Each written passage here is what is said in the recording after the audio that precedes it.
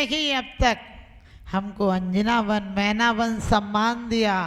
इस नारी ने ही सीता वन, द्रौपदी वन, सीतों देवों का आसन हिला दिया। इस नारी ने देखो, इस नारी ने देखो कितने हमको उपहार दिए। और रही ग्रह में तो ग्रह नारी बनी और बनकर नारी को सम्मान दिया। बनकर आरिका वन नारी को सम्मान दिया। क्योंकि लोग कहते हैं नारी नरक का द्वार है। हमने कि कौन कहता है नरक का द्वार है? अरे सारे तीर्थंकर संत अरिहंतों को यदि धरती पे लाती है तो नारी होती है। लोग कहते हैं कि उसका हित करो, नारी दोहिता होती है। हमने कही नारी दो कुलों का हित करती है।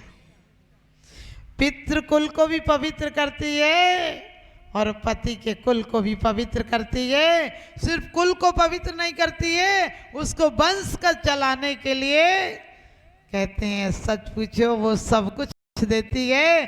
तुम्हें अपने तन से तन देती है माँ, तुम्हें अपने तन से तन देती है माँ। अपने जीवन को दांव पर लगाकर तुम्हें जन्म देती है माँ।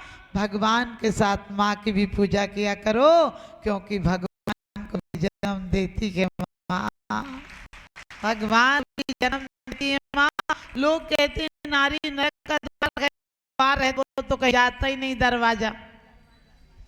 दरवाजा कहीं नहीं जाता। लोग यूं दरवाजे के माध्यम से कहीं चले जाते हैं। लेकिन मैं कहती हूँ नारी नरक का द्वार नहीं है। सीता को आपको पता है, जब मैं सीता जी नहीं थी तो उन्हें यज्ञ करने की राम को सुविधा नहीं थी। सीता मिट्टी की बनाना पड़े। मैंने माना कि नारी चाहे तो पति को, नर को नारायण बना दे, लेकिन नारी यदि विरोधी हो जाए तो फिर नर को खाक में मिला दे। अपनी ऊर्जा को ऊर्ध्वगामी बना दे तो नारित्व को सफल कर देती है। और आप आज नारियों का सम्मान देख रहे हैं, जिन बेटियों को देख रहे हैं, आपका दिल आज की पावन बेला अपने आप में एक मिसाल है और राग में डूबे हुए राग के लिए एक रसाल है। और ऐसे समय भी तुम्हारे दिल नहीं बदले तो समझ लेना तुम्हारा साहस तीर्थंकरों से विशाल है। तुम्हारा साहस तीर्थंकरों से विशाल है। आपका दिल नहीं कांप जाता कि तुम कहाँ कीचड़ में फंसे हो और तुम्हारे बीच की एक कोमल कलियां फूल बनने को आतुर हैं। और फूल नहीं, वो फूल बनकर वो बीज देंगी कि संसार को तार देंगी। तुमने तो सिर्फ एक या दो बच्चों को तारा होगा। ये नारियां जिस समय आरिका का पद लेंगी तो मेरी गारंटी है, मेरा विश्वास है, मेरा आशीर्वाद है कि ये सिर्फ नरों को नहीं पूरे विश्व की धरती को तार देंगे। सृष्टि को एक नई दिशा बोध देंगी। क्योंकि नारी कन्या जिमाई जाती है, कन्हैया नहीं जिमाए जाते हैं। इतनी सतियों के चबूतरे हैं दुनिया में, एक भी सत्ता का चबूतरा नहीं है। नारी इतने व्रत करती है कि नर की उम्र बढ़ जाए। नर कितना गद्दार है, एक भी उम्र नहीं करता है, एक भी व्रत नहीं करता कि नारियों की उम्र बढ़ जाए। लेकिन नारी भी अपनी चाबी अपने हाथ में रखती है।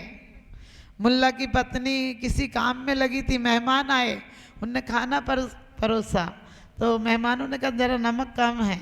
तो वो बोला मैं लेके आता हूँ। रसोई में गया, बहुत देर तक नमक का डब्बा नहीं मिला।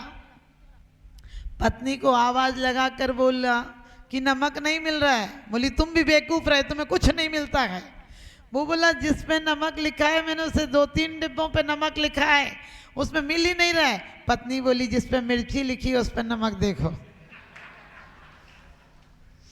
समझ गए कहाँ रखती है और कहाँ छुपा के रखती है। क्योंकि उसे पता है वो संस्कार देती है कोमल कली को आपके बीच की, आपके बीच है ना, आपके ही जैसी माताओं ने संस्कार दिए होंगे तो आचार्य चाहे ज्ञान सागर जी हो, चाहे विद्यासागर जी हो, चाहे सन्मत सागर जी हो, चाहे विराग सागर जी हो, चाहे आचार्य विमर्श सागर जी हो, आपकी गोदों में पलकर। लेकिन ऐसे समय भी एक एक महिला के अंदर ये विचार आना चाहिए कि हमारी बेटियां इतने आगे बढ़ गई। हम धर्म के नाम पर बहुत बढ़ते हैं, हम धर्म के नाम पर बहुत लड़े हैं, बहुत बटे हैं, बहुत कटे हैं। आज तक धर्म के नाम पर 10 करोड़ लोग मरे हैं। क्योंकि जब तक एक एक धर्म बचेगा, एक एक संत बचेगा, तब तक ना संत बचेगा ना धर्म बचेगा। जिस दिन हमारा वीतराग पंथ चलेगा, उस दिन तुम भी बचोगे और संत भी बचेगा। अरे तुम्हें बंटवारे की इतनी बीमारी है कि तुम संतों को भी बांट लेते हो। लोग कहते हैं कि दीवालों में दरार पड़ती है। मैंने कहा कौन कहता है दीवालों में दरार पड़ती है? दिलों में दरार पड़ती है तब दीवाल बनती है। ध्यान रखना, संतों के नाम पर, पंथों के नाम पर, ग्रंथों के नाम पर कभी मत बटना। एक ही नियम लेना, तुम्हारे गृहस्थ आश्रम में भी तुम्हें सन्यास मिल जाएगा। लोग कहते धर्मात्मा निकट हो, चर्चा धर्म सुनावे। हमने कहा कुछ भी सुना ले, तुम पत्थर दे लो, सुन के चले जाते। बोले सुनाई तो लोगे और क्या कर लोगे। एक नई नई बहू आई, आजकल पता है लड़कियों को, पहले 8 साल की लड़की को सारे तौर तरीके आते थे, आजकल 28 साल की लड़की को उसकी मम्मी कहती फुल के तो सेक लेती है। हमने कही सब्जी बनाने तू जाएगी? ध्यान रखना, उसे मंदिर के तौर तरीके, घर के कुछ नहीं आता है। तो आप लोग भी ध्यान रखना। ससुराल आई, 8 दिन तक 8-8 बजे उठती थी, अब घर इतनी देर तक बासा थोड़ी पड़ा रहेगा। एक दिन सास झाड़ू काटने लगी, बेटे की नींद खुल गई। बोले माँ आप क्या कर रही हो? ये वो झाड़ लेगी ना। माँ ने झगड़ा निपटाने के लिए कहा कोई बात नहीं बेटा, नई नई है, अभी कोई बात नहीं, कर लेगी धीरे धीरे काम। बहू रानी उठी और सास ने कहा बेटा जल्दी उठा करो। बोली मैं तो नहीं उठती, क्या कर लेगी तू? फिर सास थोड़ी चुप हुई, बोली बोल के चुप हो गई, अब नहीं बोला जा रहा। तो सास ने फिर बोली। जब जब सास चुप हो, बहू ऐसी बात बोल दे कि बस पूछो मत। पड़ोसन आई, कहने लगी तू कितनी बेकार है, तेरी बहू कितनी अच्छी है, सुबह से उसकी एक आवाज़ नहीं निकली, तू है कि बोलती जा रही, तेरी जुबान चल रही है तलवार की तरह और वो है चुप गुनाहगार की तरह। सास बोली मेरा बोलना सबको दिख रहा है, बहू का अंगूठा किसी को नहीं दिख रहा है। आप भी समझ गए। आप सोचते हैं फलाने की यहाँ आई है, उनका कार्यक्रम है। अरे हर महिला को चाहिए कि हम अपने गृहस्थ आश्रम को इन बेटियों की चरण रस से पवित्र कर लेंगे, तुम्हारा गृहस्थ जीवन पवित्र हो जाएगा। ऐसी बेटियों के पैर पूज दोगे तो, क्योंकि पैर पूज कर भी चरण रज मस्तक पर लगाना कि आज आप लोग कुछ दिन व्रत नहीं ले पाते हो, लेकिन आपके बीच जिन्होंने कहते कामना की दहली पर पैर नहीं रखा, उसके पहले साधना के पथ पर अपने पैर बढ़ा दिए। और साधना के पथ पर नहीं, ये आर्य का पद कोई बच्चों का खेल नहीं है। अभी दीदियाँ बहुत अच्छी अच्छी बातें कह रही थी कि अंतिम समय तक मुझे यही मार्ग मिले। मैंने कही तुम्हें पता जिन तीर्थंकरों को तुम मानते हो, आदिनाथ भगवान ने अपने बेटों को ज्ञान नहीं दिया था, बेटियों को ज्ञान दिया था। क्योंकि बेटी यदि ज्ञानी और संस्कारित होगी तो अच्छी बहन होगी, भाई के लिए रास्ता दिखाएगी, अच्छी पत्नी होगी, अच्छी माँ होगी, अच्छी बेटी होगी।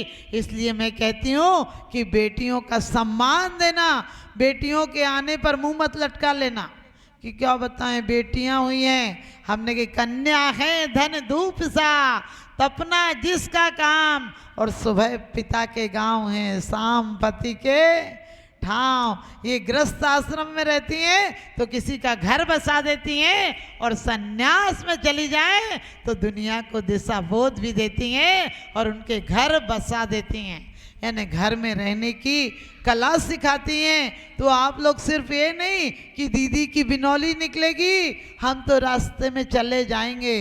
अरे रास्ते में नहीं चले जाएंगे, जहाँ से बिनौली चालू हो अभी घर से निकलो, नहीं तो बड़ी बेइज्जती से पूरी पंचायत आएगी। और नहीं निकलोगी तो जो जिंदगी भर नहीं सुना वही सुनाएगी। अरिहंत नाम सत्य और सत्य बोले गत्य। हमने कहीं जीते जी सुन लिया होता, कुछ गति बढ़ा ली होती, पैर चला लिए होते त्यागियों के पीछे, तो वास्तव में तीर्थ फले तो एक फल, संत फले फल 4, और जब चलते हैं सतगुरु तीर्थ 1000। अंधेरा चीर कर तुम्हारे लिए एक नई सुबह लाई हैं। और इन बेटियों की अलख ने तुम्हें एक नई दिशा दिखाई है। तपस्या के पथ पर सरलता से सफलता से ये बढ़े, हमारे दिल से इनको बधाई है।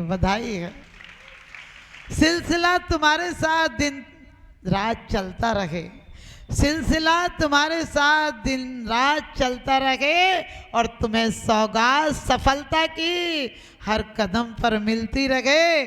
और समाज की तरफ से ढेरों बधाइयाँ, मेरी तरफ से शुभाशीष है तुम्हें कि हर खुशियाँ तपस्या के मार्ग पर तुम्हारे कदमों के आगे चलती रहें, तुम्हारे कदमों के आगे चलती रहें।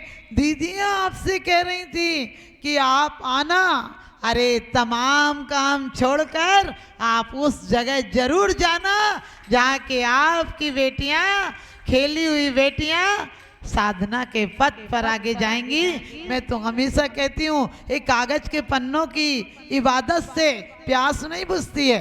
कागज के पानी की बात सुन लो तो प्यास बुझती है क्या? भोजन की किताब पढ़ लो तो भूख नहीं मिटती है। किताबों के छाते से बरसात नहीं मिटती है।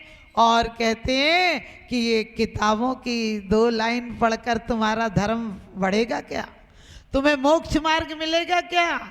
अरे जीवन में अंतरंग दिल से।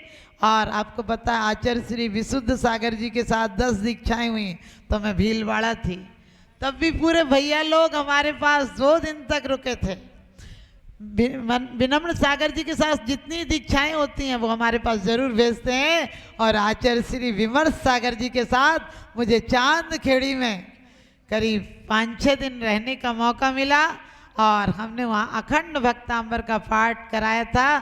तो आचार्य श्री का बहुत कहते हैं आदर्श वात्सल्य है, वो उस पाठ में करीब 3 घंटा का सानिध्य रहा था। हम रोज आचार्य श्री के प्रवचन आदि में जाते थे। आचार्य विराग सागर जी मुझे इतना वात्सल्य देते थे, इतना वात्सल्य। महावीर जी में जिस समय जा रहे थे उस समय भी मुझे बहुत समय उनके साथ रहने का मौका मिला। लेकिन मैं यही कहूँगी कि स्मृतियाँ याद में रह जाती हैं। आपको कहा था कि कन्या जिमाई जाती है, कन्या जिमाई जाती है, लेकिन कन्या को पैर पूछ के भेजते हो तो सिर्फ घर चलाती है। आज पैर पूछ के भेजोगे तो दुनिया नहीं, तुम्हें मोक्ष मार्ग तक चला देगी, तुम्हें सिद्ध बनने में कारण बन जाएगी। क्योंकि संसारी व्यक्ति सिर्फ संसार बढ़ाता है, और एक वो सागर हैं जिन्होंने कई सरिताएं निकाल दी हैं और आगे निकाल रहे हैं। तो दीदी लोगों को बहुत बहुत आशीर्वाद। और मैं यही कहूँगी कि मुक्ति पथ के कांटे, मुक्ति पथ के पथिक तुम्हारी मंजिल तुमको मिल जाए, मुक्ति पथ की पथिक तुम्हारी मंजिल तुमको मिल जाए। मुस्काए हर कली तुम्हारी, रत्नात्रय निधि खिल जाए, कर्मों के कांटे कंकड़ तुम्हारे पथ से हट जाएं, और नेक यही भावना हमारी, निज के गुण निज तुम पाओ। और वेद ज्ञान हो साथी संबल, रत्नात्रय का रथ पाए, और स्वानुभूति समरसता भोजन दीदी तुम्हारे जीवन में आए। और कहते 4 आराधना मित्र तुम्हारी, 4 आराधना मित्र तुम्हारी, 5 महाव्रती भाई हो, और 10 धर्मों के गाजे बाजे यात्रा सफल तुम्हारी हो। 10 धर्मों के गाजे बाजे यात्रा सफल तुम्हारी हो। मैं तो हमेशा कहती हूँ कि मिलकर रहो, बांट कर खाओ, और अगर हम उठ नहीं सकते तो उठ जाएं जमाने से, बचेंगे पूर्व लोगों पर बुरा धब्बा लगाने से। अगर अब भी नहीं चाहते तो मिट जाएंगे दुनिया से, हमारी दास्तां भी ना होगी। दास्तान में आप सभी को मेरा शुभाशीष। और टीकमगढ़ की बड़ी समाज है ये मैं नहीं जानती हूँ, लेकिन दुनिया देखे कि तुम बड़ी समाज भी हो और भली समाज भी हो। इसलिए शाम को अपने आप समझ गए व्यापार परिवार के काम जब तक जियोगे तब तक सियोगे, जब तलक है जिंदगी फुर्सत ना होगी काम से, समय कुछ ऐसा निकालो प्रेम हो संयम के मार्ग से, प्रेम हो संयम के मार्ग से। यदि 2 महीने का बच्चा हो उसे भी लेकर आना, क्योंकि जैसों के संगति में बैठते हो वैसी रंगत हो जाती है तुम्हारी। तो एक जीवन में ये आर्य का पद ही ऐसा है जिसमें पिता हो चाहे दादा हो वो भी नमस्कार करने चरणों में आ जाता है। सीता के भी नमस्कार करने राम आए थे। तो ध्यान रखना कि उस मार्ग को प्रशस्त कर रही हैं, जिससे आप भी कभी सम्मान और अभिमान से कहोगे ये हमारे बीच की बेटियां हैं। तो आप सबका यही अभिमान और सम्मान हो कि शाम के समय में एक एक व्यक्ति आना चाहिए। तुम रोटी बेटी में किसी के यहाँ चले जाते हो, धर्म के नाम पर कहते हो उस मंदिर का कार्यक्रम है। हमने कही उस मंदिर का कार्यक्रम नहीं है, समाज के संयम का मार्ग है, एक एक बंदे का काम है। इन्हीं शुभभावनाओं के साथ दीदी लोगों को बहुत बहुत आशीर्वाद। बहुत अच्छा वात्सल्य प्रेम है और हम सोचते हैं ये वात्सल्य की सरिता पूरे सागर महासागर बन जाए और एक दिन मोक्ष मार्ग पर चलकर मुक्ति तक पाएं। यही मेरा शुभाशीष सभी दीदियों के लिए। चलिए, और आप सब दीदियों के संयम मार्ग पर उस दिन जरूर जाएं, उपस्थित रहें, ऐसी व्यवस्था बनाएं। बोले पंच परमेष्ठी भगवान की। पूज्य माता जी का मंगल आशीर्वाद मिला। आप लोग शाम को ठीक 6 बजे इसी प्रांगण में